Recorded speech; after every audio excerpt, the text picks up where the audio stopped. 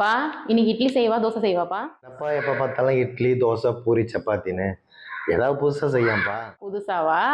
ஆமா. ம்.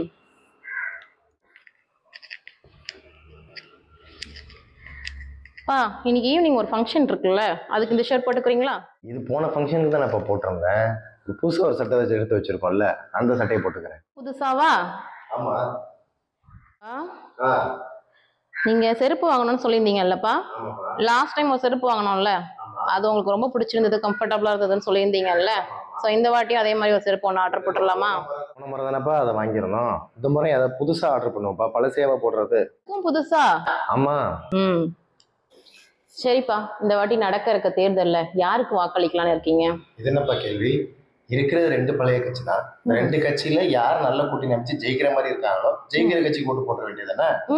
இது என்னடா அநியாயமா இருக்கு? என்ன அநியாயம்? சாப்பிடுற சாப்பாடுல இருந்து போடுற ட்ரெஸ்ல இருந்து காலுக்கு போடுற செருப்பு முத கொண்டு புதுசா இருக்கணும்னு நினைக்கிறீங்க. ஆனா நம்ம 5 வருஷம் ஆட்சி செய்ய போற ஆட்களை மட்டும் ஏன் அதே பழைய ஆட்களையே நீங்க தேர்ந்தெடுக்கணும்னு நினைக்கிறீங்க? புதுசா யாருக்காவது வாக்களிச்சா தானே நல்லா இருக்கும். அப்ப வேற யாருக்கு தான் வாக்களிக்கலான்ற? மண்ணுக்கும் மக்களுக்கும் போராட நம்ம நாம் தமிழர் கட்சி விவசாய சின்னத்துக்கு வாக்களிக்கலாம்ல. சரிப்பா, சொன்ன மாதிரி இருக்கும்.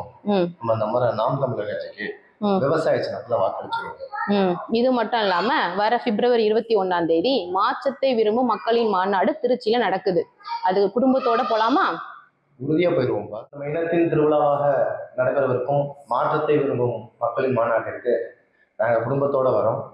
நீங்களும் குடும்பத்தோட வாங்க, சந்திக்கலாம் திருச்சியில். போகுது வரப்போகுது மாற்றம், சீமா வந்தா தானே தமிழ்நாட்டுக்கு ஏற்றம்.